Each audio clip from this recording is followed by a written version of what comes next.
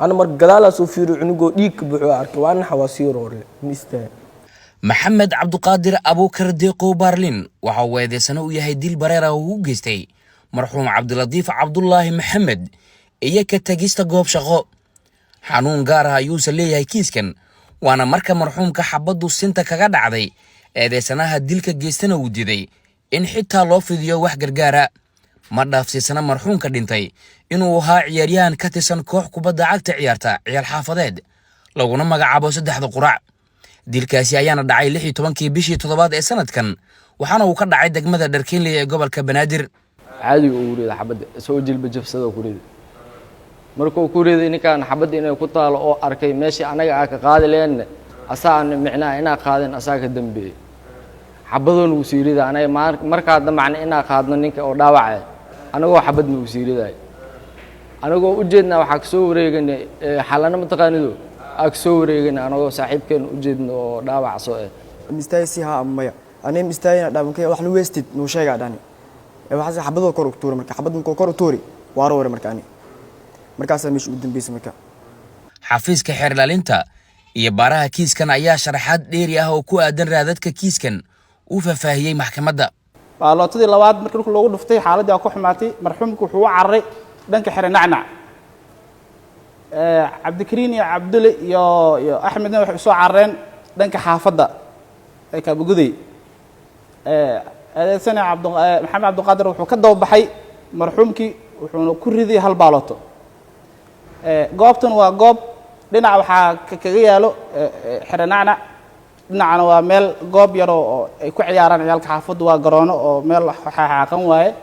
مركا برتي حبت كجود فتي دبي وسوجيستي دنكينا waxa ka jiro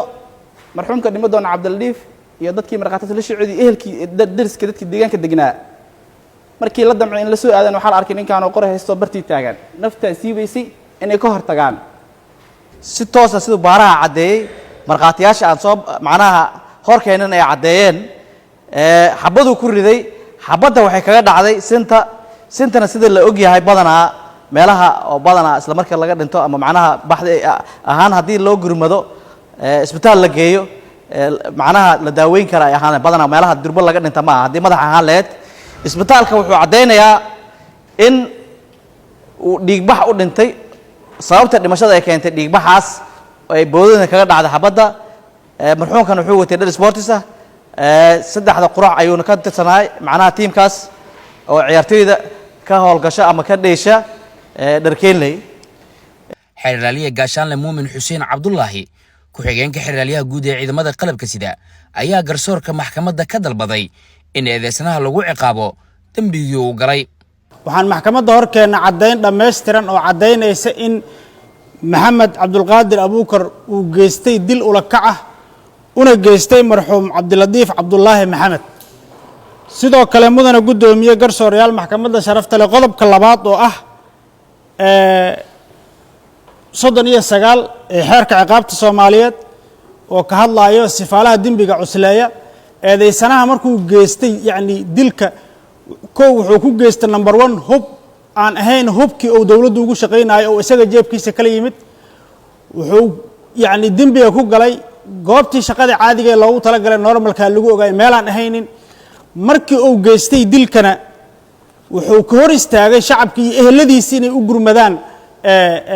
Cabdiladiif oo la geeyo goobo caafimaad sida uu sharaxay xeeraliga horeeyay Cabdiladiif waxay xabada uga dhacday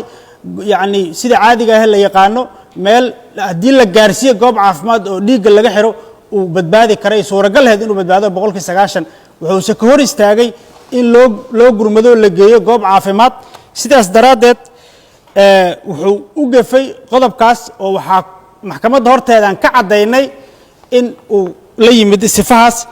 sidoo kale mudana gudoomiye garsoorayaal maxkamadda sharafta leh waxaan maxkamadda horteeda keenay qodobka 104 ee xeerka ciqaabta ciidamada qalabka sida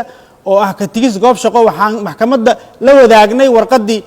hoggaanka ciidanka qoray bishii 3aad ee sanadkan kana qoray eedeysanaha inuu fakad ka yahay goobtii shaqada lagu ogaayay ah shabeellaha hoose gaar ahaan Owdheegle sidaas daraadeed mudana gudoomiye garsoorayaal maxkamadda sharafta leh eedeysane Maxamed Cabdulqaadir Abuukar waxaan maxkamadda horteeda ka cadeynay qodobada aan ku soo eedeynay inuu yahay mid galay maadaama dawladdu ay u siisay dhallinyaradii fursadda u helay uu yahay inuu tababar galo ciidamada qalabka sida ka mid noqdo dadka iyo dalka inuu u adeego marxuumka uu dilana uu ka mid ah dadkiina u adeego loogu talagalay tababarkii iyo wixii la barayna uu u isticmaalay inuu muwaadin Soomaaliyeed ku dilo waxaan codsanaynaa inay maxkamaddu ku xukunto eedeysanaha ciqaabta ay tilmaamayaan qodobadan ku soo eedeynay oo ah dil toogasho taasoo ah qisaastii marxuumkii uu dilay oo si ula kaca u dilay maxkamaddu waa maasan tahay dooda qaranka eedeysanaha ayaa iyana u dhacday sidan dilkaas wuxuu ku jawaabay ula kac uma geysan dilka lama inkirsana oo mookilka uma inkirsana oo maxkamadda hore uu ka qirtay haddana maxkamadda horteeda uu ka sheegay laakiin wuxuu inkaar ku yahay oo diidan yahay dilka goobta inuu taagnaa oo u diiday dhiig bax inuu marxuumkaas u dhinto asagu sabab u ahaa oo inaan la qaadin sifadaasi oo 39 ah oo ku cuslaynaya xafiiska xiraalintu mookilkay qiraal uma ahan xafiiska xiraalintuna cadayn uma keenin waxaan maxkamadda sharafta la ka codsanayaa marxuumka dhinta Allah u naxariisto ehelkiisana waa joogaan cadayn dheeraad oo aan ku difaaco oo marxaati iska rogaa maxkamaddu uma haya aniga walaasaasaa maxkamadda sharafta waxaan ka codsanayaa maadaama askari uu ahaa dhaawacmay in loo fiiriyo qodobka 4aad ee duruufaha dambiga fududeeya ee aan loo fiirin qodobka 39 muwakkilkayga eheladiisuna diyaar waxay u yihiin inay marxuumka magtiisa siiyaan oo u qaanabaan say ii sheegeen aabihii iyo adeerkii waxay diyaar u leeyihiin maadaama dhacday marxuumkana dhintay inay diyada ay diyaar u yihiin maxkamadduna waa mahadsan tahay gaashaanle sare xasan cali nuur shuute